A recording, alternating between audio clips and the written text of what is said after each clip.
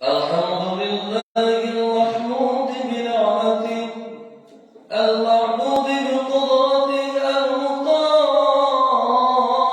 bisultani al-mahmubi min adabihi wa syaqati al-khalqa biqudrati wa mayyazahum bi ahkami sallallahu alaihi wasallam.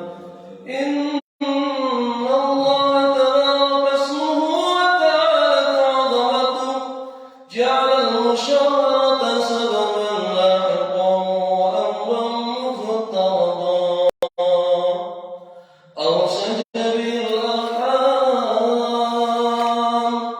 وألزم الأنام فقال عز من قائل وهو الذي خلق من الماء بشرا فجعله نسبا وكان ربك قديرا فأمر الله يجري على قضائه وقضاؤه يجري إلى قدر ولكل قضاء قدر ولكل قدر أجل ولكل أجل كتاب يمحو الله ما يشاء ويثبت وعنده أم الكتاب. بسم الله الحمد لله والصلاة والسلام على رسول الله لا حول ولا قوة إلا بالله. Para alim ulama, anakku pribadi sedikit hormat, Bapak Ketua DKM, rekan-rekan asatidz, mahasiswa yang saya hormati, Bapak-bapak, Kang Ustaz Hafid, Kang Ustaz Punten, tentang saya berada di depan, itu salah satu kebaikan, Pak. Di Bapak Ibu kebaikan, tapi di setiap kebaikan ada saja nggak baiknya. Apa nggak baiknya? Jadi ada nilai-nilai kesopanan, tersopan. Bapak ilmu dan kesehatan langsung ibadah langsung saya daripada abdi. Dan yang sepuma pasti sholat nangge langsung sudah daripada masih kene jadi kata tersopan. Ayo di hiji masjid bapak-bapak, imamnya istiqomah. Wah sampai tua, itu teh perbuatan nuhade, perbuatan yang baik. Ganti-ganti, tapi ada yang gak baiknya. Apa gak baiknya? Tidak ada regenerasi. Ada seorang kiai kondang ceramahnya kemana-mana, punya pesantren ceramahnya kemana-mana, sampai jarang pulang. Bagus, tapi ada gak bagusnya, pesantren gak keurus. Yang dalam kebaikan saja masih ada nilai-nilai apa lagi ya? Jelek. Maka di sini kita selalu berkata, Rabbana zalamna anfusana fa illam taghfir lana wa tarhamna lanakunanna minal khasirin. Hapunten Bapak Ibu, diwales di masih lama kami Hafiz saya kampret saya kami tunggal sering kali ya tapi atau misi mana dia siap lah pada siang pada malam gitu. Alhamdulillah eta di hapuntennya Bapak Ketua Pak Adi sadayana di sana sebagai mewakilkan Mojai Kamri bahasa Indonesia kan. Oh gitu. Ada yang nggak ngerti rupanya ya Ustaz. Jadi menurut tafsir As-Sawi berkata, jadi ketika orang dia sudah beriman, kemudian sudah beramal soleh, kenapa di situ nggak dibawa Islamnya itu iman? Di dalam Al-Quran pasti temukan waladina amanu amilus solihati. Kenapa nggak waladina amanu aslamu amilus solihati? Ternyata jadi ketika orang sudah beramal soleh itu artinya dia sudah Islam. secara otomatis sudah Islam karena sudah tunduk patuh menjalankan perintah Allah Subhanahu wa taala. Kalau baru dua hal saja seperti itu di dalam tafsir surat Al-Asr itu, dia manusia dia hanya baru mencukupi atau menunaikan hak Allah. Maka hak kepada sesama manusianya adalah watawasau bil haq watawasau bis sabr. Jadi hak terhadap sesama manusianya itu hak manusia atau orang lain adalah saling menasihati kepada kebaikan dan kepada kesabaran. Nah, maka ketika ada semacam ini, inilah menunaikan hak sesama manusia. Alhamdulillah dengan izin Allah Subhanahu wa taala kita bisa bersilaturahim di tempat ini.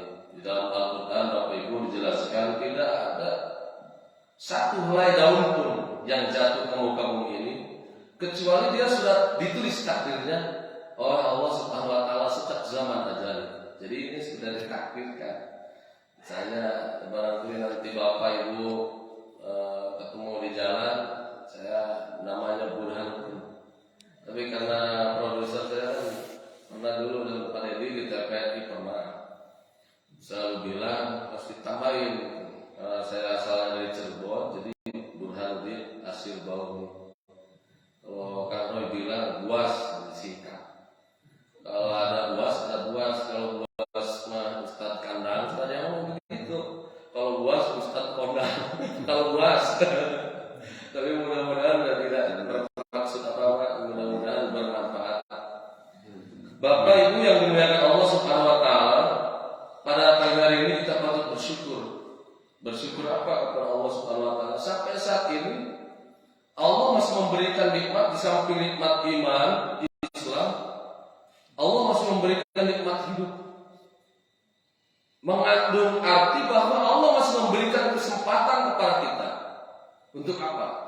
Untuk memperbaiki kualitas keimanan ketakwaan kita kepada Allah Subhanahu wa taala. Berbeda Bapak Ibu.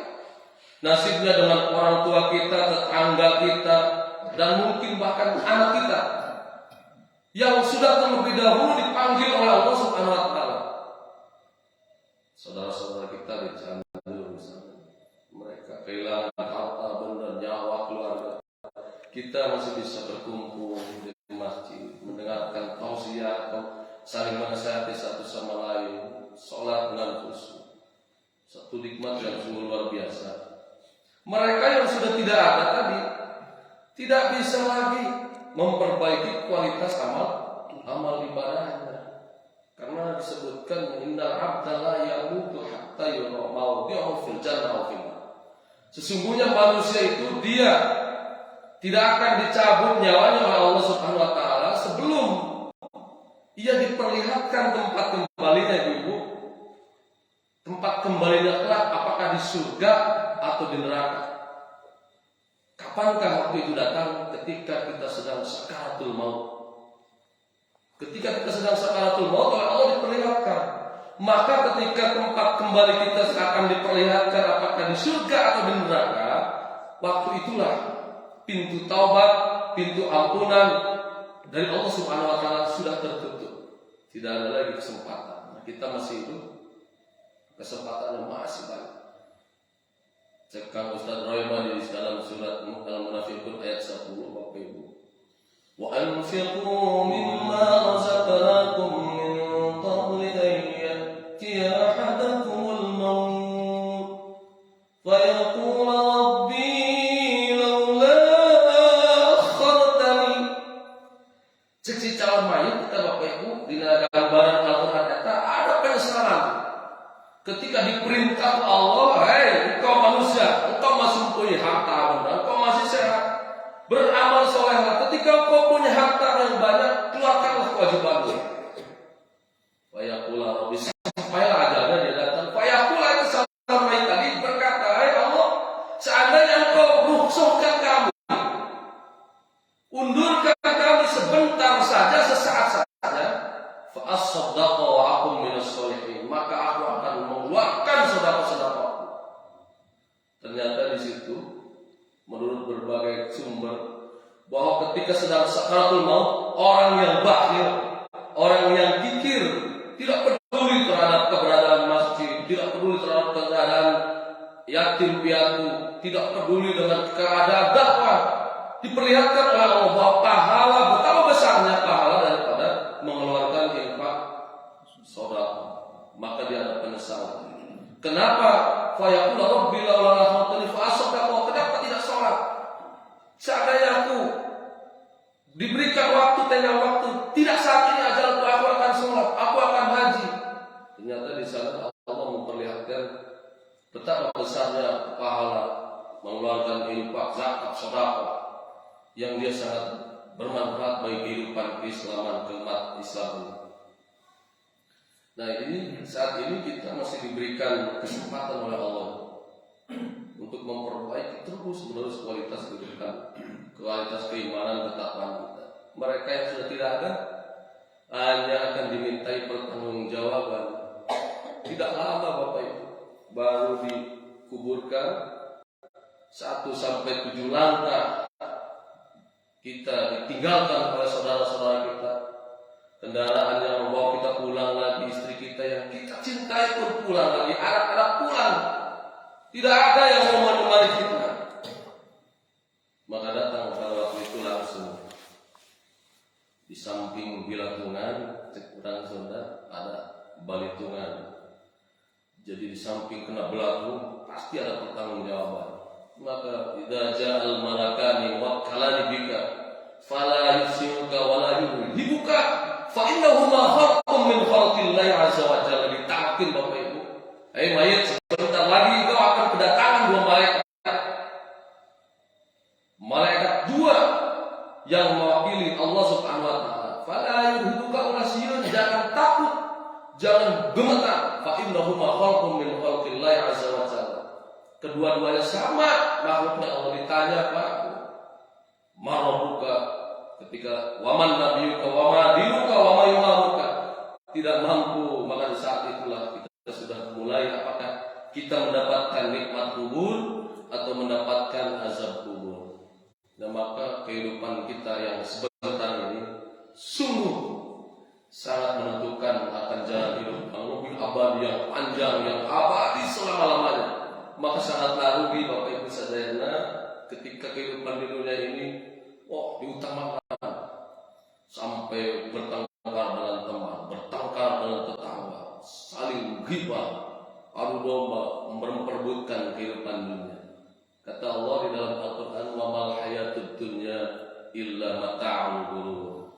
Ini peringatan dari Allah ketika Allah mengingatkan kepada setiap manusia, kullu nafsin dha'iqatul maut fa innamaa tuwaffawna ujurakum yaumal qiyamah faman zuhziha 'anil nar wa udkhilal jannata faqad faz wa mal hayatud dunya, terakhirnya itu illa mata'ul ghurur. Setiap yang bernyawa akan mati, dan pada hari kiamat sajalah kita akan mendapatkan balasan yang sempurna. Karena di dunia kadang-kadang kita sering suudzon kepada Allah. Kenapa Allah memberikan enggak adil kepada saya? Orang lain banyak harta, punya uang, punya jabatan, kenapa saya segitu rajinnya ke masjid, banyak ibadah, tapi kehidupan pas-pasan, suudzon. Padahal keadilan Allah Subhanahu wa taala bukan hanya di dunia, tapi sampai kepada akhirat. Dunia itu kata Nabi bagaikan sebuah jarum yang dicelupkan ke dalam lautan, kemudian diangkat. Air yang menempel di jarum itulah ibarat kehidupan dunia. Jadi keadilan Allah itu sampai kepada akhirat, bukan hanya di dunia saja. Sebentar saja Bapak Ibu, di dunia itu sebentar saja. Maka di dalam kesempatan yang berbagi ini kadang-kadang kita terminal bobokan dengan aktivitas dunia kita. Kita lupa satu tempat yang akan membawa kita kembali lagi kepada Allah. Kadang-kadang sibuk dengan pekerjaan, sibuk dengan ini, dengan itu. Setan menghinggapi kita, kemudian berbisik, wahai manusia, teruslah engkau bergelumur dengan harta, karena harta akan membahagiakan, akan membuatmu menjadi orang yang dihormati, yang berpengaruh. Pintar Bapak Ibu setan. Jadi setan itu sifat makhluknya yang berbisik adalah iblis. Jadi syaitan itu sesuatu yang dapat menjauhkan kita dari ketaatan, dari agama, maka syaitan. Bentuknya ada 2, minal jinnati Wanas, kalau ada teman pun bukan teman orang, ngajak kita berbuat tidak benar, itu termasuk syaitan. Perbuatannya itu yang menjauhkan daripada kita untuk taat kepada Allah. Maka kesempatan watawasau bil haq, watawasau bis sabr ini sebenarnya bukan hanya di masjid, harusnya di rumah dengan keluarga, di pos ronda, di tongkrongan, di warung kopi, itu harus ada. Karena saling mengingatkan. Maka kita termasuk orang yang tidak merugi.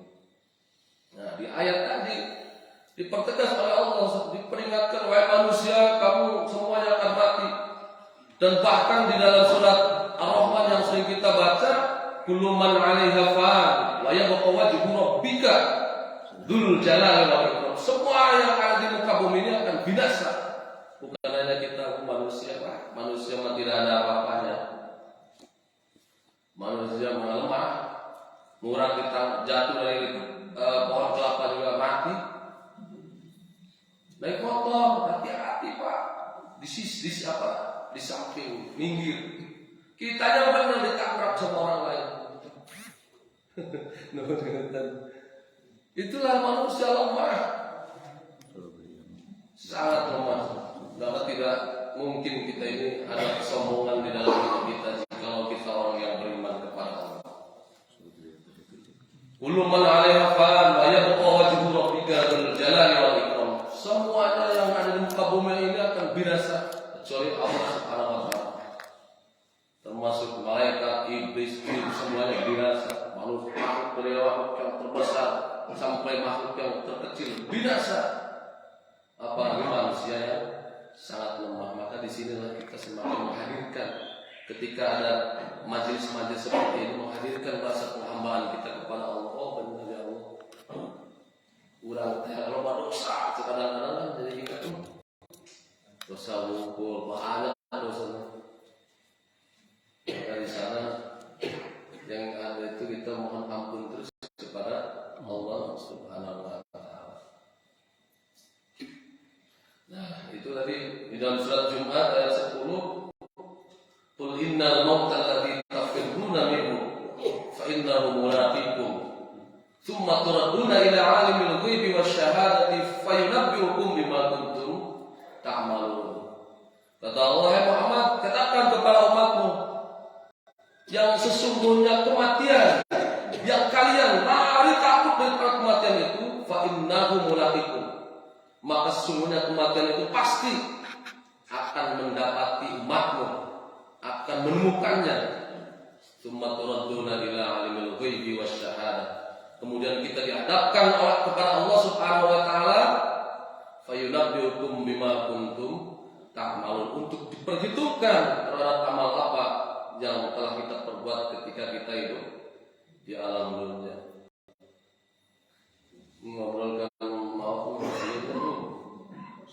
jadi sebenarnya mantekitasi jadi wajar, sudah wajar kematian itu. Kalau sudah mengantuk, orang semuanya mati, ibu nggak sendirian saja takut. Ya, orang pada mati, ibu pengen hidup terus sampai takut nggak ada teman. Ya maka sudah pasti tempat yang abadi itu adalah al-akhirat. Maka di dalam surat Al-Baqarah ayat 28 Allah berfirman, kaifa takfuruna bil, kata Allah, bagaimana wahai manusia kalian itu masih kafir. Kafir di sini banyak penjabaran, yang tidak mau beribadah, tidak mau taat kepada Allah, tidak mau menjalankan perintah-perintah Allah. Kaifa takfuruna bil wa kuntum amwatan, dahulu kalian itu dalam keadaan mati, kata Allah. Bagaimana dalam keadaan mati? Kan tadinya kita sebelum diciptakan oleh Allah itu dalam berbentuk apa? Orang juga tidak tahu. Di dalam surat Al-Insan ayat 1 ini Allah berfirman, hal ata 'alal insani hinun minad dahri lam syai'an madhkur. Pernah ada satu masa bahwa kita manusia itu tidak bisa disebut apa-apa. Kenapa? Karena pada waktu itu belum ada gunung yang bisa disebut, gunung Ciremai, batu, sungai. Saya misalnya ibu ya lahir tahun 80. Sebelum tahun 80 saya disebut apa? Tadi saat kembali lagi, oh begitu. Ini akan kembali lagi. Akhirnya dalam waktu amwatan, dalam keadaan mati tidak ada. Fa'ahyakum, kemudian Allah berkehendak menghidupkan kita. Tsumma yumitukum, kemudian mematikan kembali, mengambil nyawa kita. Tsumma yuhyikum, tsumma ilaihi turja'un. Jadi dalam ayat tadi Al-Baqarah 28 itu manusia mengalami 2 kali kehidupan dan 2 kali kematian. Percaya nggak Bu? Percaya. Pertama ini kehidupan yang pertama kita ini terbuat dari saripati tanah. Di dalam surat Al-Mu'minun wa laqad khalaqnal insana min sulalatin min tin tsumma ja'alnahu nutfatan fi qararin makin. Kita itu terbentuk dari saripati tanah. Dari mana makanan, minuman yang dimakan oleh orang tua kita? Memakan ubi, memakan nasi, kemudian dimakan oleh bapak kita dan oleh ibu kita. Sebagian dari kotoran, sebagian dari sumsum, sebagian dari sperma. Maka itulah bahan kita. Terbentuklah kita dari benda yang mati, dalam keadaan mati. Sampai kapan matinya kita ini? Sampai 4 bulan di dalam kandungan. Inna ahadakum yajma'u khalqihi fi batni ummihi 40 yawman nutfah thumma yakunu 'alaqatan mithla dhalik thumma mudghatan mithla dhalik. Jadi 40 hari dalam kandungan orang tua itu dalam keadaan masih berbentuk nutfah. Setelah 40 hari lagi berbentuk 'alaqah, darah. Kemudian 40 hari lagi diberikan daging. Nah, fayanfukhu fihi ruh, kemudian setelah itu ditiupkan ruh, barulah 4 bulan di dalam kandungan orang tua kita ini diberikan nyawa oleh Allah, hiduplah kita. Nah, tadinya mati, kemudian hidup. Sampai kapan? Sampai saat ini masih. Inilah kehidupan yang pertama tadi. Sampai saat ini kita masih hidup. Dari kecil dewasa, itu dah, Pak. Kehidupan Pak Abi sekarang sok sedih. Ayat penyesalan saya, kalau misalnya tahu akan begini, saya pengen belajar dari kecil kan. Jangan seperti sekarang ini nggak berguna apa-apa. Saya apa yang saya bisa berikan kepada agama, kepada keluarga, menyesal. Sebab kehidupanmu tidak terasa, tiba-tiba sudah besar seperti ini. Yakin sama Bapak Ibu nggak terasa. 50 tahun kemarin sudah lewat kan? Kalau Nabi umurnya 63, Sayyidina Abu Bakar 63 tahun, Sayyidina Utsman 63 tahun, Sayyidina Ali, rata-rata orang soleh 63 tahun. Kalau umur kita pun sudah 50 tahun misalnya, tinggal 13 tahun lagi. Maka dari 60 tahun ini, kalau kita hitung Pak, untuk membuang kotoran saja, atau untuk tidur saja, 1 hari 1 malam 6 jam, yang sudah umur 60 tahun, itu untuk tidur dipotong 20 tahun. 20 tahun untuk tidur. Kalau umur kita 60 tahun, sehari semalam tidurnya 6 jam. Tidur ngumpul Pak 20 tahun, nyesek 40 tahun. Nah, makanya konsep kita umat Islam, bagaimana setiap detik, setiap saat, di dalam duduk kita, di dalam berbaring kita, di dalam kita membuang kotoran, itu semuanya harus bernilai ibadah kepada Allah Subhanahu wa Ta'ala. Maka rugi ketika kehidupan hari-hari kita ini tidak bernilai ibadah kepada Allah. Karena pada hakikatnya kita ini terus berkurang, umur kita berkurang. Makanya ketika ada orang bilang ulang tahun, harusnya bersedih. Kenapa bersedih? Muhasabah, kita ini sudah banyak enggak emang ibadahnya seperti itu? Bukannya ini mengkritik sendiri bisa. Sampai pesta-pesta umur, semoga panjang umur. Padahal pasti ketika tambah umur berkurang umur. Ya Pak, bapak kayak tadinya rambutnya hitam, sekarang jadi putih. Giginya tadinya ini ada gigian, sekarang jadi metik. Metik teh motor metik. Daya diwawasan. Nah, tidak terasa Pak. Jadi maka kan mun aya tema deui abi pada ngabahas ieu karena manajemen waktu. Ya mah sekali tema. Jadi sangkan waktu-waktu kita ini berharga. Jadi al-waktu kasayf, waktu itu bagaikan pedang. Seandainya kita berleha-leha sembarangan dengan waktu maka akan menebas daripada atau nunggu. Insyaallah. Ayo mau mengalami orang ya. Ayo sebentar orang kalau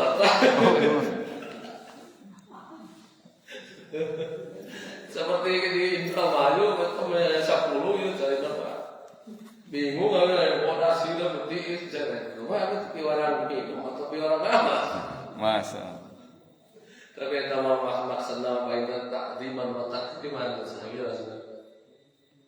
Nah, Bapak Ibu yang dimuliakan Allah Subhanahu wa taala, tadi ada dua jadi kematian dan kehidupan ini. Jadi Allah Subhanahu wa taala pertama membentuk kita dari benda yang mati, kemudian dihidupkan.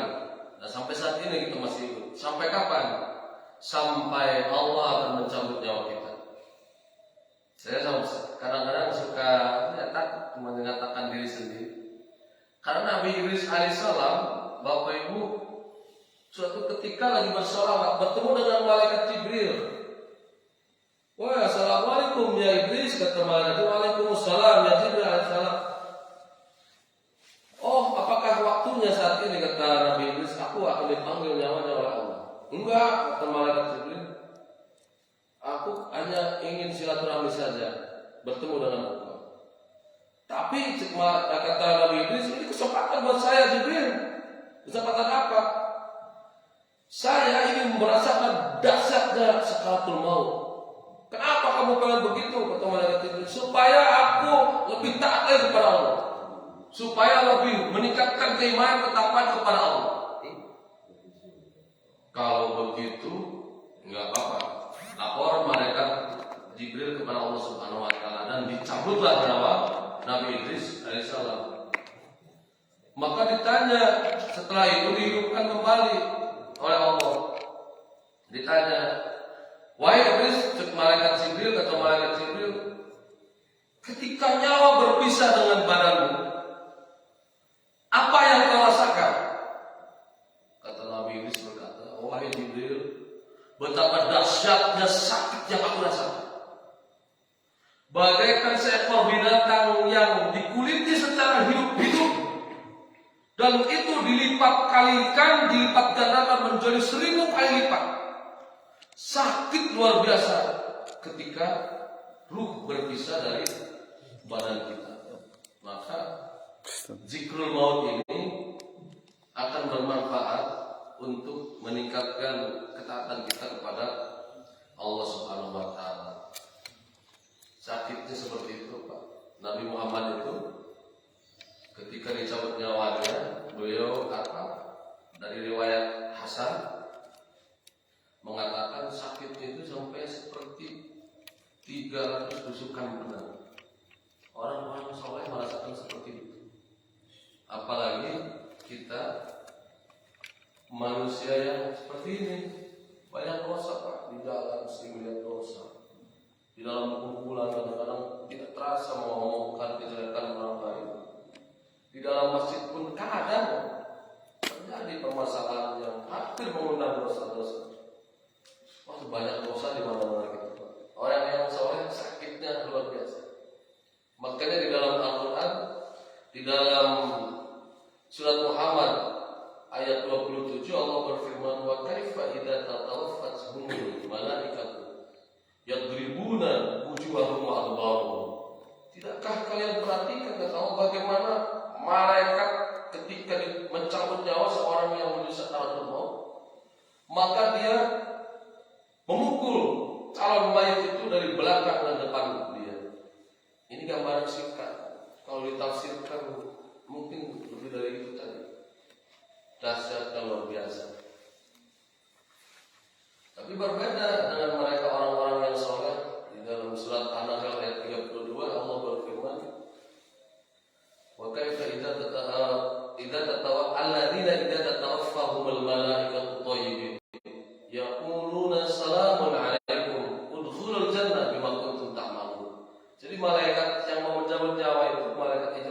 tahu. Kalau mau dicabut, oh ini nanti akan ke surga. Dengan apa? Bima kuntum ta'malun, terhadap amal-amal yang pernah dia lakukan. Maksudnya ini sakaratul maut, orang-orang yang soleh tapi tetap masih merasakan sakit. Apalagi tadi yang menurut surat Muhammad ayat 27 tadi, yadribuna wujuhahum, dari depan disiksa oleh malaikat, wa adbarahum, dan dari belakang. Jadi yang digambarkan itu sakitnya sakaratul maut orang-orang soleh yang tadi yaquluna assalamu alaikum udkhulul jannah bima kuntum ta'malun. Kalau orang yang puntennya, orang yang tidak taat ibadah, orang-orang yang rasanya dia sama dilantai. Nah, maka perlu kita ini mempersiapkan untuk menuju alam yang selanjutnya tadi. Jadi jangan sampai hidup itu bahasa Sunda ibu ya kaliru ya katipu. Jadi ulah jadi wirid ya kaliru ya katipu. Kaliru itu kalau gulung harta, menumpuk harta seolah-olah kita tidak mati selamanya. Ketika diingatkan oleh kiai, oleh ustaz, wahai fulan, kau banyak sekali hartanya, bantulah fakir miskin, tetanggamu, saudaramu, masjidmu, sekolahkan anakmu yang baik. Dia mulai seolah-olah tidak akan mati selama-lamanya. Kalau sampai pas ya, mau bilang dari orang yang cerdas mah, jadi ketika banyak harta itu dipaketkan Pak, ke alam, paketkan ke alam akhirat sekarang. Jadi nanti begitu kita inna lillahi wa inna ilaihi raji'un, fokus, oh bapak anu, siapa yang mau meninggal? Begitu, oh ini sudah ketemu langsung. Di akhirat itu orang cerdas. Kata guru saya, kalau harta yang tidak dikeluarkan zakat infak sedekahnya itu, kita seperti orang yang makan Pak, terus saja makan, tapi pun ternyata dia tidak bisa BAB, maka akan tersiksa dia. Justru ketika mengeluarkan zakat infak itu seperti kita membuang kotorannya itu. Bayangkan rasa sakitnya ketika kita tidak bisa BAB. Itu ibarat harta yang dia tidak dikeluarkan zakatnya. Karena fungsinya itu adalah begitu, zakihim biha, untuk membersihkan harta itu. Zakat infak sholat itu, apalagi orang luar biasa. Nah itu tadi kehidupannya masih terus berjalan sampai saat ini. Kadang-kadang kita lupa, wah, karena punya jabatan, karena punya pengaruh, wah orang mah tidak ada jadi apa-apa kalau nggak ada saya, lupa. Kata-katanya kasar. Kalau orang lain salah sedikit disalahkan, dia nggak mau salah tapi tidak mau disalahkan, seolah-olah dia tidak akan mati. Maka diingatkan oleh Nabi Muhammad SAW dalam hadis, "Akhiru dzikri hadhil ladati ya'mil maut." Wahai manusia, kata Nabi, memperbanyaklah mengingat satu perkara yang akan memutuskan lezatnya kenikmatan kehidupan dunia.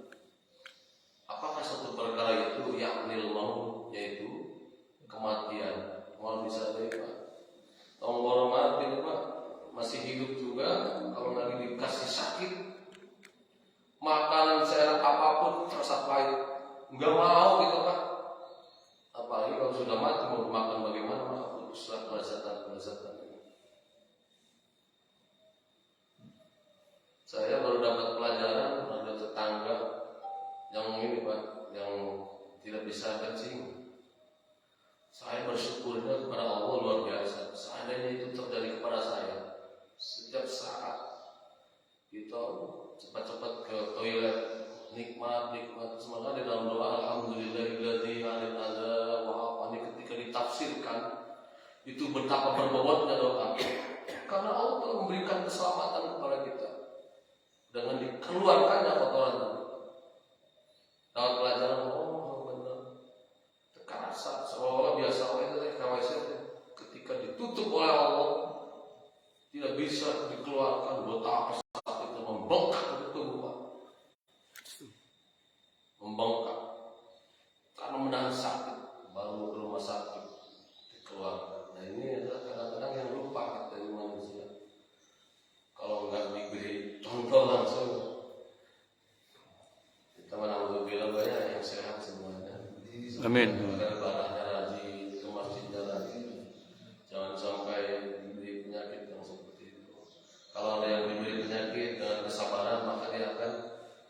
menembus dosa-dosa. Sakit, astagfirullahaladzim, mengaku dosanya hilang. Kata Nabi, aksiru lirik bihal miladati amil mau, perbanyaklah mengingat satu perkara yang akan memutuskan kenikmatan lezatnya dunia. Apa satu perkara itu? Ya amil mau, kematian. Pasti, makanya para sahabat Nabi itu kebiasaannya seperti ini. Kalau habis sholat, apakah sholat maghrib, sholat subuh, sholat isya, dia berkumpul saling menasihati bahwa kita ini akan mati, bukan berarti kita itu takut terus jadi malas berusaha, malas apa gara-gara ingat mati. Enggak begitu maksudnya, supaya kita ini lebih taat lagi kepada Allah Subhanahu wa Ta'ala. Karena ketaatan kepada Allah ini berarti adalah untuk kebaikan diri kita sendiri. Allah disuruh jujur untuk kebaikan kepada kita sebenarnya. Kalau kita jujur, maka di dalam usahanya dipercaya oleh orang lain akan mudah sekali. Jadi sebenarnya untuk diri kita sendiri. Karena Allah tidak sebenarnya, jadi Allah mah tidak rugi. Apakah manusia itu dia beriman kepada Allah, melakukan ibadahnya atau enggak? Justru yang butuh itu adalah kita. Di dalam ini kan Allah yang berkata kepada para Bani Israel, innakum dhalamtum anfusakum bittikhadikum al-ajla fatubu ila barikum. Kata Allah, Bani Israel, ketika engkau menyembah anak sapi, itu dhalamtum anfusakum, telah mendolimi dirimu sendiri. Tidak mendolimi Allah, jadi Allah tidak rugi. Kita mau sholat mau tidak, Allah mah tidak rugi. Maka harus dibalik Pak, bahwa sholat itu adalah kebutuhan kita. Kebutuhan kita untuk kehidupan kita. Sholat untuk menghadirkan rasa penghambaan ketika Allah Akbar dalam hati kita bergetar bahwa Allah yang Maha Besar, tidak sesuatu yang lebih, apalagi aku, apalagi saya, manusia yang lemah. Terus ruku, sujud, apalagi betapa besarnya. Jadi semakin menghadirkan rasa penghambaan. Makanya kalau ada orang yang berbicara misalnya di YouTube, di mana-mana berbicara hakikat, tapi tidak pernah mengerjakan syariat, itu dia obdo sebenarnya Pak. Nggak mungkin. Karena hakikat itu dia akan hadir ketika syariatnya sudah dilakukan dengan benar. Ketika kita berpuasa dilatih oleh Allah supaya kita itu ihsan.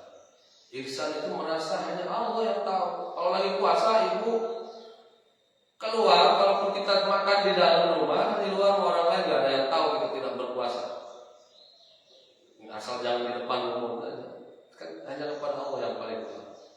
Dan maka dididik kita semakin ihsannya, semakin hakikat kehidupan kita itu semakin terasa dengan dijalankannya syariat. Karena saya sangat tersinggung dengan ini Pak, akhir-akhir ini untuk orang yang tidak pakai baju, pakai tato, antingnya banyak, itu ngomong seolah-olah paling benar, menyalahkan paham-paham para kiai yang sudah benar. Nah ini jangan sampai terjadi seperti itu. Nah terus kata Nabi, kata Imam Al-Ghazali, ada beberapa karakter manusia ketika diingatkan oleh Allah, oleh kiai, oleh fulan, ajilu bitobat qabla al-maut, bersegera laksanakan tobat. Janganlah hidup itu seperti itu terus. Tidak pernah ke masjid, tidak pernah bergaul dengan orang-orang soleh, bergelumur dosa. Diingatkan, ajilu bitobat qabla al-maut, wa ajilu bisolat qabla al-maut. Tidak membekas Pak. Saya dengan DKM benar, DKM palsu. DKM dekat ke masjid tapi darah ke masjid dan DKM benar masuk ke masjid. Dan itu kadang-kadang sesuatu. Terus habis daripada dia nasihat. Nah jadi ada beberapa kelompok umat manusia ketika diingatkan, wahai bulan segeralah lakukan amal ibadah. Tubuhmu yang gagah, ototmu yang kekar, hartamu yang banyak, jabatanmu yang bahwa suatu saat kau akan mati, akan kembali kepada Allah dan engkau akan dimintai bertanggung jawab.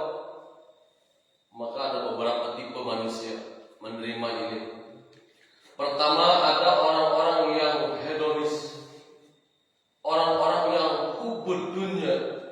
Dia cinta dunia berlebih-lebihan, sehingga ketika diingatkan supaya beribadah kau akan mati, segeralah taubat engkau akan mati, dia tidak membekas sedikit pun, tidak memberikan pengaruh apa-apa kepadanya. Dia semakin lapus dalam kehidupannya, terus bergelumur dengan dosa, terus berbuat maksiat, tanpa membekas sedikit pun peringatan kematian itu kepada orang-orang yang berdunia tadi. Maka di dalam hadis yang sangat populer dengannya, kita rusaknya umat Islam ini karena faktornya apa? Hubbud dunya wa karahiyatil maut. Karena orang-orang yang hubbud dunya, yang dia ketika diperingatkan akan mati tidak berbuah apa-apa terhadap hatinya itu, tidak merubah. Karahiyatil maut itu benci terhadap kematian, artinya dia diingatkan kematian tidak merubah dirinya, tidak memberikan manfaat apa-apa. Penyebabnya itu, ya kan ada hadisnya banyak, umat Islam itu di akhir zaman antada'a yusiku ummati antada'a ala ummati, seperti makanan di dalam meja makan diperbutkan, Pak. Wah, ada di kiri kanan. Kata para sahabat bertanya kepada Nabi, apakah pada waktu itu jumlah kami sedikit? Dijawab oleh Nabi, la bal antum yawma idzin katsir. Pada waktu itu jumlahmu banyak, tapi musuhnya tidak takut.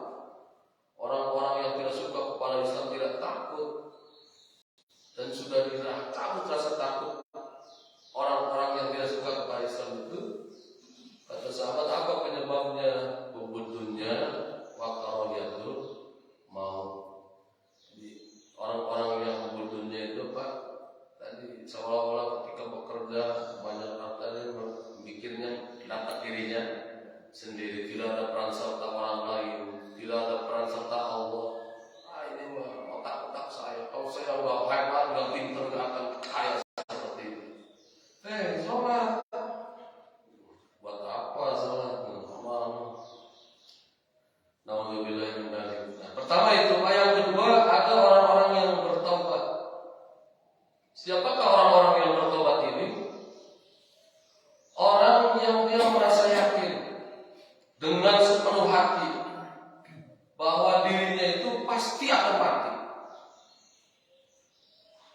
Pasti akan mati dan pasti akan dihadapkan oleh Allah kepada Allah Subhanahu wa taala. Akan tetapi orang yang bertobat ini, Pak, dia masih ragu.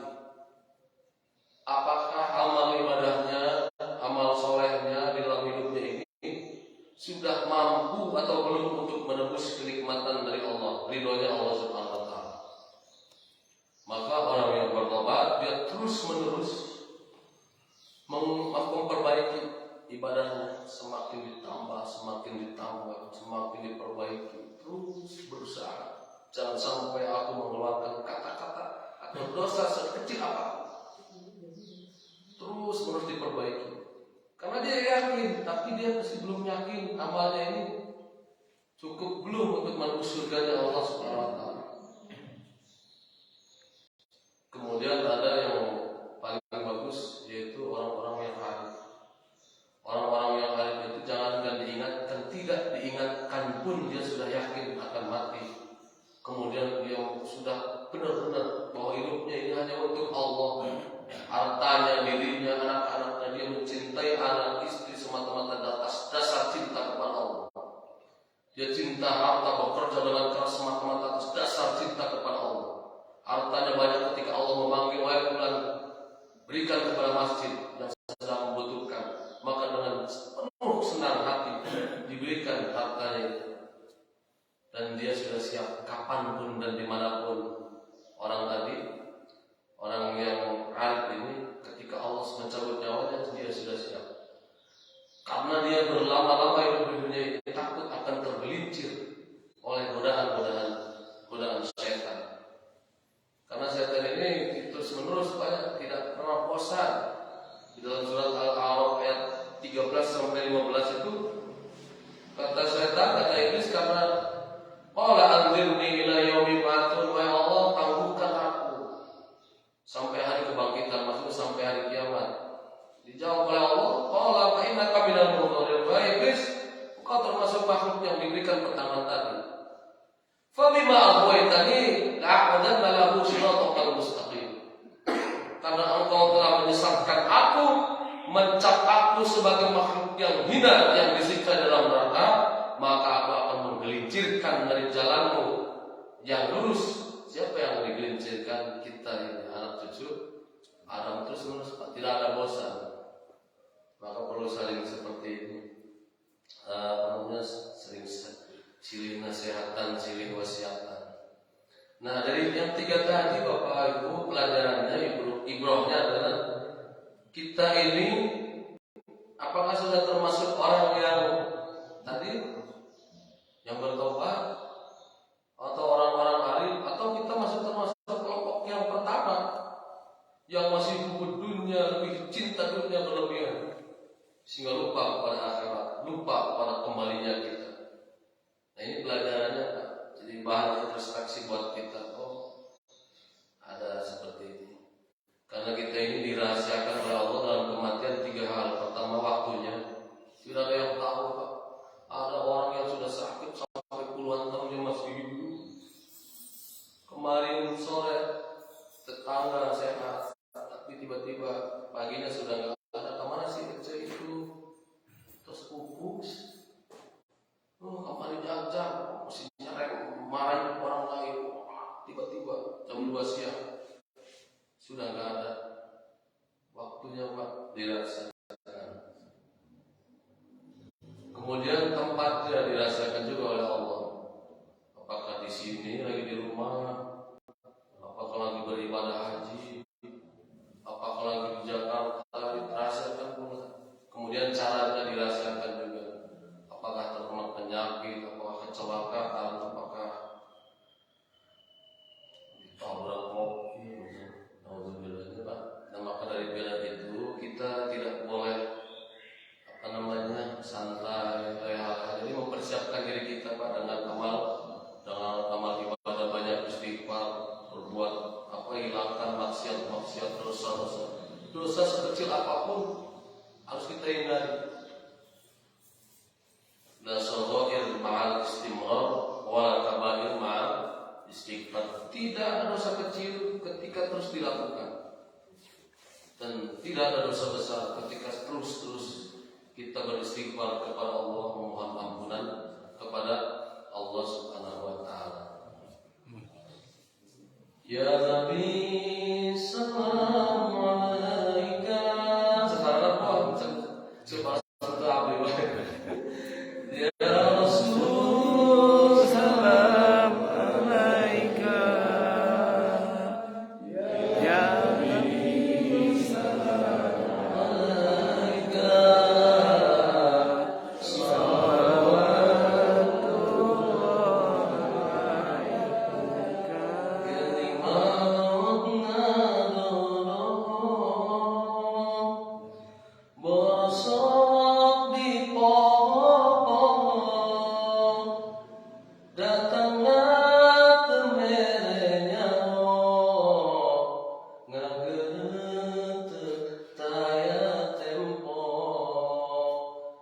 Ya Nabi salam alaika. Ya Rasul salam alaika.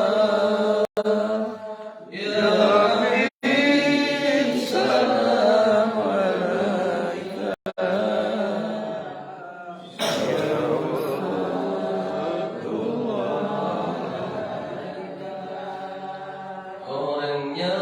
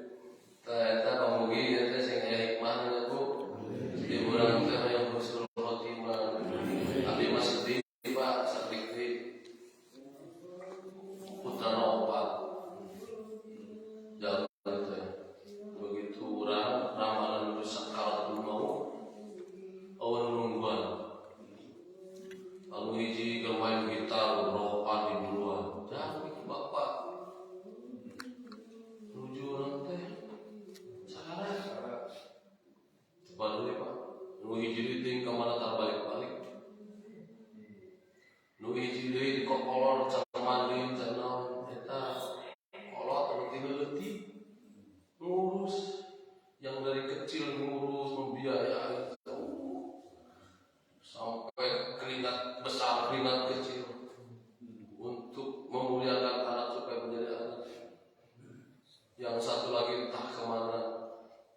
Seandainya keadaan kita seperti itu, naudzubillah min dzalik. Kita mah ingin begini, Bu. Punya anak 4, misalnya 2, 1 juga nggak apa-apa.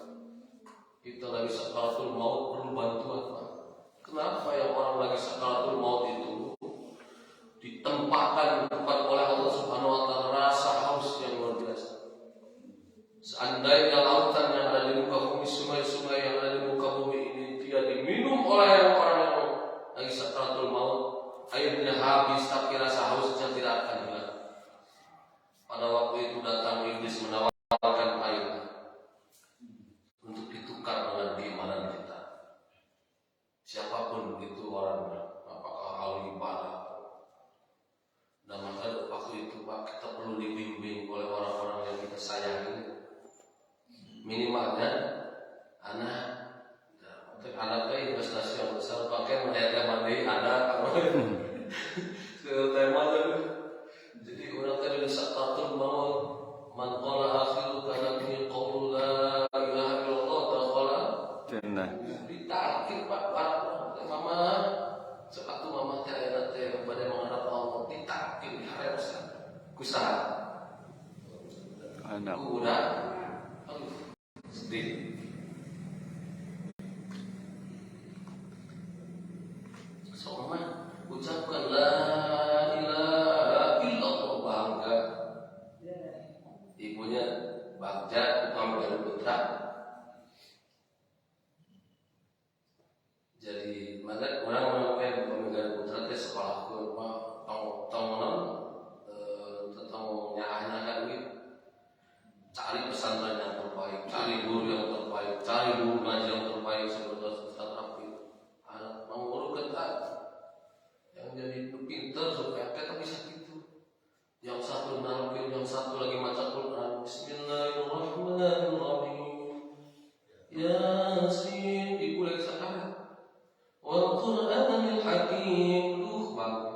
Yang satu lagi memegangi kakinya sambil berdoa, ya Allah.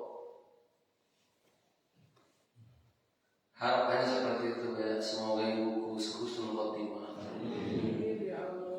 Yang seperti itu ya.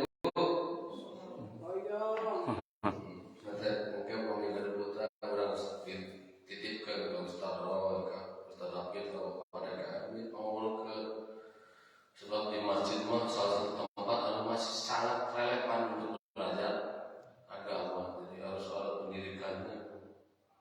Di rumah banyak terganggu, kasih Bu, anak-anak kita banyak megang HP, kapan waktunya belajar, kapan waktunya bermain. Jadi harus dikondisikan, nanti dipikirkan oleh bapak kaya dengan masjid supaya jadi center pendidikan. Itu banyak yang bisa saya sampaikan. Mohon maaf atas segala kesalahannya. Jadi keyakinan orang ahli sunnah wal jamaah, jadi takdir dari Allahnya itu manusia semuanya baik. Takdir dari Allah semuanya baik sesuai fitrah, semuanya baik dari Allah. Yang berbuat kesalahan itu adalah manusia. Maka jadi benar kesalahan dari diri pribadi, kebenarannya dari Allah Subhanahu wa Ta'ala. Itu ya. Saya jawab. Ya. Boleh. Enggak, mau dia ada kembali naros. Diminumnya. Pamit ayah di situ. Saya. Oh, saya doa. Doa tan, sekadikna doa. A'udzu billahi minasyaitonir rajim. Bismillahirrahmanirrahim.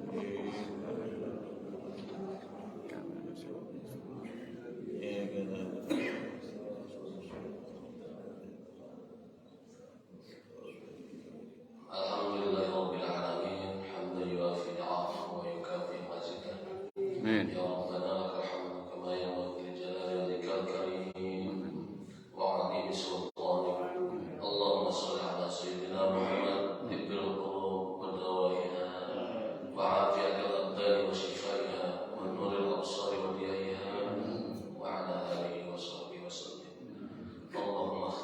بالإيمان واختم لنا بالإسلام واختم لنا بالحسن الخاتمة واختم لنا بالخير فيا خير الناصرين